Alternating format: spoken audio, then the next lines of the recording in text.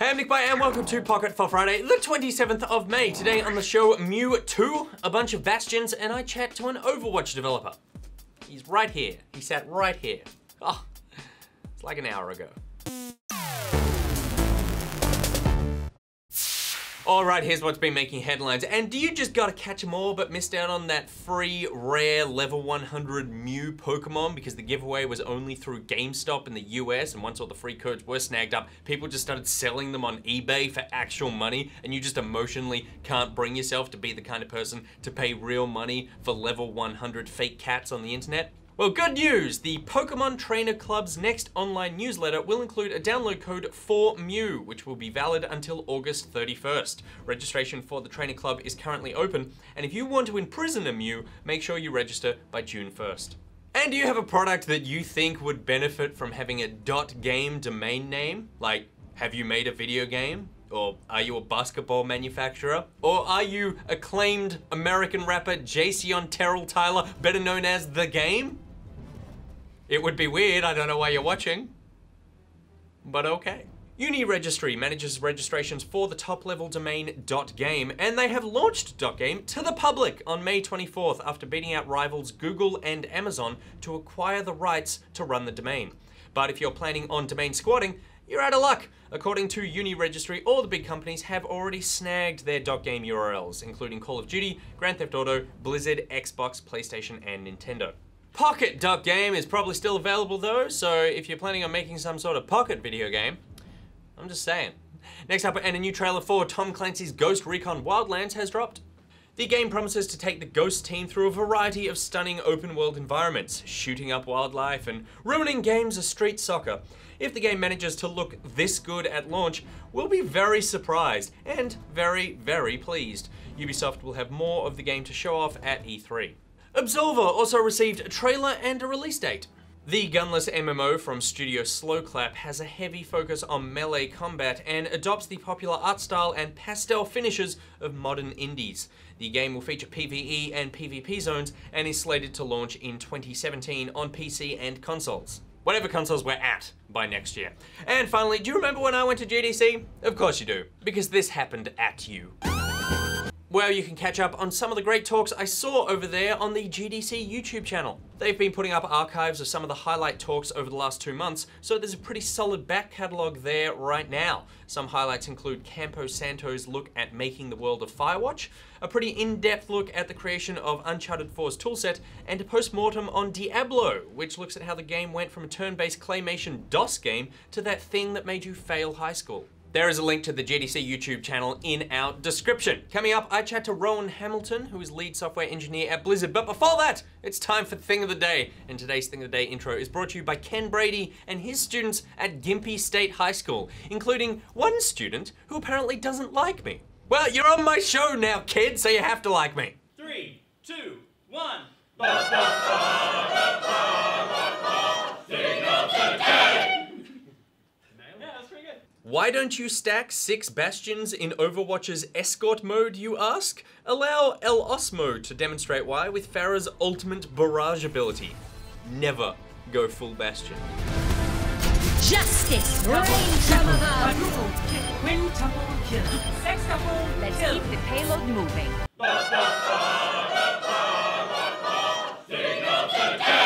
I'm joined now by Rowan Hamilton, who is lead software engineer at Blizzard. Hi. Thank you very much for coming in. It's a pleasure. That's a very weird American accent you have. It is. I've been practicing my Australian pretty intensely over the last couple of weeks. So I just blend right in here. Yeah. It's freaky, isn't it? It's uncanny. So you are Australian? I am Australian. Congratulations. I am a Queenslander, in fact. Oh, that's a shame. Sorry. So how long have you been at Blizzard?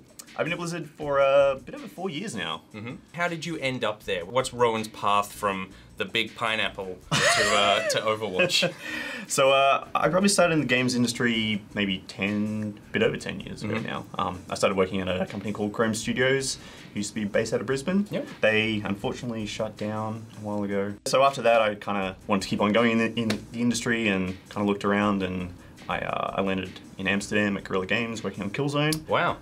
So I was there for a little while, and then I saw a dream job at Blizzard, massive Blizzard fanboy, and I jumped on that as soon as I could, and they, for some reason, liked me and decided I was somewhat useful, and I've been there ever since. Maybe it's the adorable accent. And also your skills. It's probably mainly your skills, but the adorable accent. It just keep me around like a little puppy dog in the Yeah, floor yeah. and like poke me to say something adorable every now and again. So did you go in at lead software engineer or No, I junior software engineer? I had a bit of experience at that point, so I came in as a senior. The guy who was my lead at that time, he transitioned onto another project. He ended up going over onto World of Warcraft. Cool. The position was open. I applied for it, and so I ended up where I am. And so what exactly does a lead software engineer do? Or just a software engineer? There's a lot of different moving parts when you're making a game. And as a lead, it's your job to make sure that everyone in every other part of the game knows what everyone else is doing. And we're all aligned in, you know, this is the game we're making, this is how we're going to make it, this is what needs to get done, so we can, you know, get Tracer running across the screen and actually firing a gun and not collapsing in a heap. Yeah. Flying out into a million different polygons all over the screen. Yeah. So that's, like, as a lead, that ends up being a lot of your time. Like a lot of facilitating and coordinating. Exactly, and making sure everybody knows what they should be doing. Yeah. Unfortunately, that means you have very little time left to actually sit down at a computer, write code. Do the thing that you love That's doing. right, the thing that I grew up doing and, you know, is the reason I started working in the industry. And so what, as a software engineer, you're not doing story and stuff, are you building tool sets or are you designing gameplay? My focus and my team's focus is working on the tool set for the game. So we work on stuff to let us build levels, animate characters, you know, do all the scripting, all the visual effects, all that sort of stuff, all that. You know, we've got to build applications to let people actually make those things. Yeah, because I assume you're not taking in third-party tool sets mainly. No. Like, this is all proprietary. No, exactly. When we started making the game, we were like, if we're going to make this, it's something we're going to be making for a long time. Yeah. This is something, you know, the whole team is really passionate about. We just, like, we love the game and we want to just keep on making it for as long as people will, you know, let us make it. Want to play, yeah. And part of that is like, well, we're just going to invest in the technology so we can, you know, make the game as good as we possibly can. So that means we end up building our own engine, we end up building our own tools, all of these systems. And so, I mean, Overwatch being Blizzard's first-person shooter, I imagine that you're going in, there's a whole history of games that you're drawing upon, but you're also going, okay, we see a gap here. There's a reason that we're making this game. What was the gap that Overwatch is filling? When we first started working on the project, we were like, we need to make a game. Yeah, number one is we need to make a game. We're right? all starving. We need to maintain, you know, keep our employment going. Part of that's making a game. And we're like, well, what sort of game do we want to play that we don't feel is being represented very well? Because you've already made Hearthstone. You've already made the greatest game of all time. That's right. And like, just that older style team-based FPS was something that we felt, you know, we played a lot of these games in the past. We're not playing them much now. You know, why aren't we playing these sort of games now? Well, it's like there's nothing that really scratches that itch for us. Yeah. And we felt like we could do a really good job of it. And so we went for it. I imagine that the process between going, oh, first-person shooter, that's a space that we'd like to explore, to getting to a point where you could even announce the game.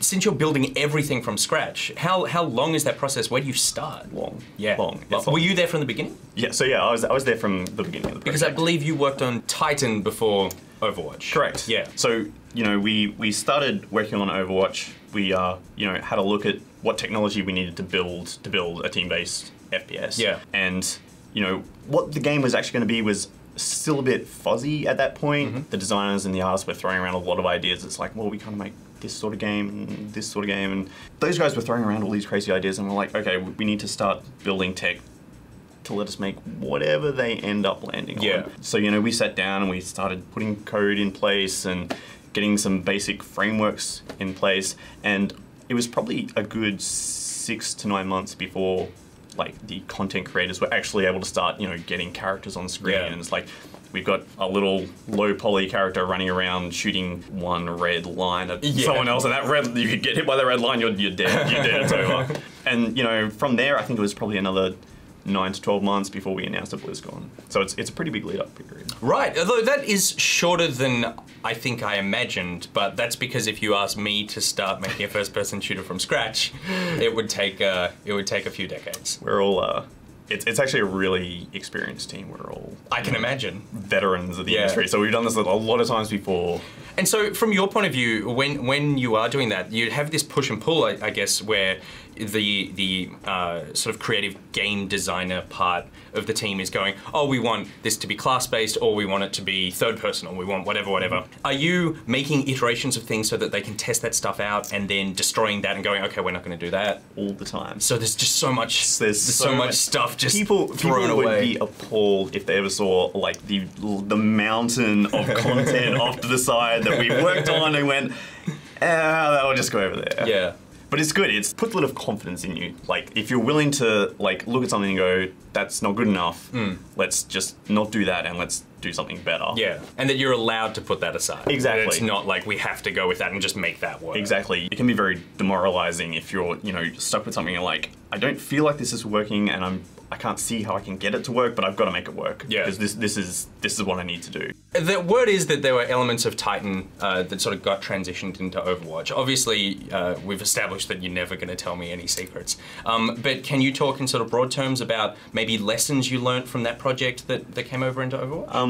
The biggest thing we took from Titan was the lessons that we learned about, these are things we tried, they didn't work. Yeah. And I think one of the big things there was we had a lot of pie in the sky ideas of like, this is going to be, we're going to make this tool set and it's going to be the most incredible thing ever, and we can have hundreds of people working on this and it'll work great. Whereas with Overwatch, we really focused in on what is it that we actually need to do to let an animator make an animated character, and it's like, yeah, right. I need to do that, and I need to do that one thing very, very well. Almost just strip back to basics. Exactly. Again, yeah. Exactly. And I think that kind of carries over to the rest of the game as well. You can look at any one specific piece of Overwatch, and it is polished to a like mirror shine. Yeah. And all of those pieces fit together really well. And so now that the game is out and is doing very well from the beginning, what does your job now encompass with Overwatch? So we're still working on more heroes, we're still working on more maps, and we want to get that content to the players as quickly as we can. So for me and my team, what that means is we need to look at the workflow of the guys who are making those levels and who are making those characters, and make sure we get that process as fine-tuned as we possibly can, so they can make that content as fast as possible, and they can make characters that are even more well-tuned than what we've already put out. So that's where a lot of our focus is going right now. And do you have fun doing that, where you get to go, okay, we need to jerry-rig this application we've built to be able to put in this new character with this new weird ability or something to test how it goes? Yeah, it's great fun. Yeah, because you kind of get to break apart this thing that, like you said, you've built up and polished and made sort of as good as you can. It's also like we've made 21 heroes now. Yeah. Right. We know what we need to do to make a hero, which at the start we were like, what the hell do I need to make a hero? It's just a square with a killer red line that just like sweeps across. All right, we're done guys. We can go home now. Seriously though, if you put that game out, I feel like there's a hardcore shooter community that would be like, finally a game for us. I can run this at 2,000 FPS. I love it. It's the best thing ever. But no, so like we've learned, every hero we put in the game, we learn a lesson about, this was a real pain point, and it took us so long to get from, Jeff, one of the designers, having an idea, and I thought that was one of the character standards. I was like, who's Jeff? Jeff. Having an idea and actually getting that playable in game. Because obviously the characters go through a lot of iterations. They start off with one kit, and we're like, okay, this ability is terrible. Let's throw it away, put something else in. It's like, that might work. Let's tune it, and you tune it for weeks and weeks and weeks, and you're like, no, I don't think that's going to work either, and put something else in. So we really, we know what that cycle looks like now, and we can. We've got a lot of ideas about how we can speed that up and, get from I have an idea to everyone getting a playtest and try this new character that I just made like really, really quickly. Yeah. And so I guess my last question is, who designed Junkrat and why haven't they been fired yet? So, was it Jeff? It wasn't Jeff. I won't pin that one. I'm pretty sure Junkrat was made by. I'm not going to say. In classic Junkrat style. Just annoying to the very end. Anonymous for his own safety. What's wrong with Junkrat though? He's amazing. He's just so annoying. Everything's bouncing. There's a friggin' tire that explodes for no reason. Oh, I can't cope. He's so snarky as well. He is. Every one of his voice lines is hilarious. Yeah, I think it's just, the personality. I think I see too much of myself in Junkrat, I'm like repelled. Some like orange tips on the end of your hair. Well, totally. Maybe I did in the early 2000s. All right, Rowan, well, thank you very much for coming in and chatting. You're in the country for like a week and a half. I am. So if anyone spots Rowan, go up to him and get the name of that Junkrat designer out of him. Thank you very much for coming in. Thanks very much. I got cold hands. I'm really sorry about that. Very cold. Yeah, I know. Rowan was a very lovely person, but I will get the name of that Junkrat designer out of you, mate, if it's the last thing I do. All right, that's it for today's episode of Pocket. My Pocketeers. Let me know in the comments what you're playing this weekend. And while you're on the internet, check out Good Game on Facebook, YouTube, and iView. Want to meet fellow Pocketeers? Then join the Pocketeers Facebook group and Steam group. You can follow Good Game on Twitter at Good Game TV, follow Pocket at NichBoy, at Pharah, at GG, at Monkey, and at Sam Gee. There are links to everything I just said in the description below. Today's Thing of the Day graphic was made by the Gympie State High School. Thank you very much, the Gimpies, including even that kid who doesn't like me. If you don't like me, let me know in the comments, and if you've made a thing, please send it in. Until Monday, NichBoy out. Mwah! That's for you, kid. Whichever one you are, I'll find out.